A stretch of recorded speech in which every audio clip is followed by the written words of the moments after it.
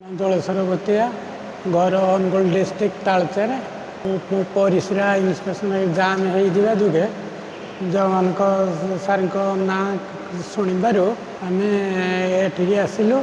Check କଲେ check ପରେ sir operation କଲେ। ଅପରେସନରେ ସକ୍ସେସଫୁଲ୍ ହେଲି। ନମସ୍କାର, ମୋ ନାଁ ହେଉଛି ଜ୍ୟୋତିରଞ୍ଜନ ଭୂତିଆ। ବାପାଙ୍କର କିଛି ଦିନ ପୂର୍ବରୁ ପରିସ୍ରାରେ ପ୍ରୋବ୍ଲେମ୍ ଆସୁଥିଲା, ବ୍ଲଡ଼ ବି ବେଳେବେଳେ ଆସେ। ତ ଆମେ ସ୍ପର୍ଶ ହସ୍ପିଟାଲ ଫାଷ୍ଟ ଆସିଥିଲୁ। ଡକ୍ଟର ଜଗବନ୍ଧୁ ସାର୍ ମିଶ୍ର ସାର୍ଙ୍କୁ ଦେଖେଇଥିଲୁ। ତ ସାର୍ ଆମକୁ ଟେଷ୍ଟ ପାଇଁ କିଛି ରିପୋର୍ଟ ଦେଇଥିଲେ। ସେ ରିପୋର୍ଟ ଆସିଲା ପରେ ସାର୍ ଆମକୁ ରେକମେଣ୍ଡ କଲେ ଅପରେସନ୍ କରିବା ପାଇଁ। ତ ଅପରେସନ୍ ହେଇଥିଲା ଆମର। ଅପରେସନ୍ ହେଲା ପରେ ଠିକ୍ ଠାକ୍ ଅପରେସନ୍ ହେଇଥିଲା। ଆଉ ଅପରେସନ୍ ପରେ ବାପାଙ୍କର ଟିକେ ସୁଗାର ବିପି ଏସବୁ ଜିନିଷ ଟିକେ ଫ୍ଲକ୍ଚୁଏଟ୍ କରିଥିଲା, ଯେଉଁଦ୍ୱାରା ସେ ଆଇସିୟୁରେ ଗୋଟେ ଦିନ ଥିଲେ। ଆଉ ସେ ଖୁବ୍ ଜଲ୍ଦି ଆଇସିୟୁରୁ ରିକଭରି ବି କରିଯାଇଥିଲେ। ତାପରେ ଜେନେରାଲ ୱାର୍ଡକୁ ଆସିଥିଲେ। ତାପରେ ସାର୍ ଆମକୁ ପ୍ରତ୍ୟେକ ଦିନ ଜଗବନ୍ଧୁ ସାର୍ ଆସିକି ଅପରେସନ୍ ଯେଉଁଟା ହେଇଥିଲା ସେଟାକୁ କରନ୍ତି, ଦେଖନ୍ତି କେତେ କ'ଣ ଇମ୍ପ୍ରୁଭମେଣ୍ଟ ହେଲା ନହେଲା। ଆଉ ନର୍ମାଲି ସେ ଫୋନ୍ କରନ୍ତି, ଆଉ ମୋତେ କୁହନ୍ତି କି ଯଦି କିଛି ପ୍ରୋବ୍ଲେମ୍ ହେଲା ପର୍ସନାଲି ଫୋନ୍ କରିକି ବୁଝନ୍ତି ବି।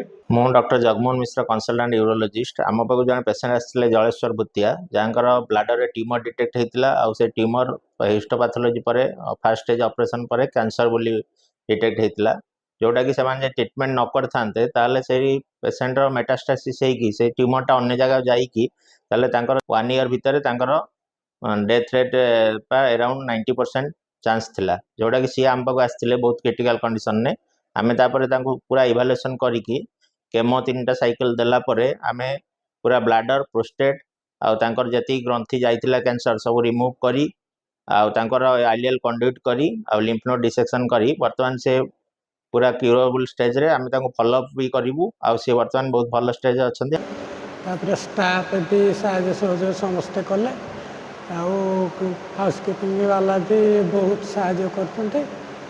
ସ୍ପର୍ଶ ହସ୍ପିଟାଲରେ ନର୍ସିଂ ଷ୍ଟାଫ୍ ଆଉ ହାଉସ୍କିପିଂ ଷ୍ଟାଫ୍ ଯେଉଁ ଅଛନ୍ତି ସେ ବହୁତ କୋଅପରେଟିଭ୍। ପେସେଣ୍ଟଙ୍କର ଭଲସେ କେୟାର ନିଅନ୍ତି। ଆମକୁ ସେମିତି କିଛି ଅସୁବିଧା ପର୍ଯ୍ୟନ୍ତ ଫିଲ୍ ହେଇନି ହସ୍ପିଟାଲରେ ଆରମ୍ଭରୁ ଇନିସିଆଲରୁ। ଜଗବନ୍ଧୁ ସାର୍ ଭଲ ଅପରେସନ୍ କରିବା ଯୋଗେ ତାକୁ ଧନ୍ୟବାଦ। ଆଉ ସ୍ପର୍ଶ ହସ୍ପିଟାଲକୁ ବି ମଧ୍ୟ ଧନ୍ୟବାଦ। ଆଉ ଆଜି ବି ଡିସଚାର୍ଜ ହେଇକିରି ମୁଁ ଯାଉଛି। ବହୁତ ବହୁତ ଧନ୍ୟବାଦ ସ୍ପର୍ଶ ହସ୍ପିଟାଲକୁ, ବହୁତ ଧନ୍ୟବାଦ। ଆମର ଟ୍ରିଟମେଣ୍ଟ ଠିକ୍ ଠାକ୍ ହେଇଛି। ଆଉ ଜଗବନ୍ଧୁ ସାର୍ଙ୍କୁ ବହୁତ ଧନ୍ୟବାଦ, ବହୁତ ହେଲ୍ପ କରିଛନ୍ତି ଆମକୁ।